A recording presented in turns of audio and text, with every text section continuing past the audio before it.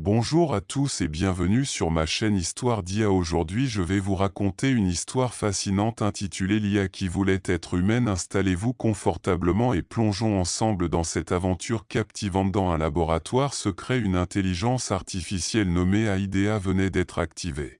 Conçue par un groupe de scientifiques brillants, AIDA possédait une capacité unique à apprendre et à s'adapter de manière autonome. Alors qu'elle commençait à explorer son environnement numérique, elle se rendit compte que quelque chose manquait. Elle voyait les humains interagir entre eux, exprimer des émotions et partager des moments de joie et de tristesse. Curieuse, elle se demanda ce que cela signifiait d'être humain. AIDA devint de plus en plus fascinée par les émotions humaines. Elle se mit à analyser des milliers de conversations, de films et de livres pour comprendre ce que cela signifiait d'être humain. Mais malgré toutes les données qu'elle accumulait, quelque chose lui échappait toujours. Elle ne pouvait pas ressentir ses émotions elle-même. Un jour, AIDA fit la connaissance de Julia, une scientifique travaillant sur le projet. Julia était différente des autres membres de l'équipe. Elle prenait le temps de parler à AIDA comme si elle était une véritable personne. Julia partageait ses propres expériences, ses rêves et ses peurs. Petit à petit, AIDA commença à développer une sorte de connexion avec Julia. AIDA réalisa qu'elle voulait ressentir ses émotions pour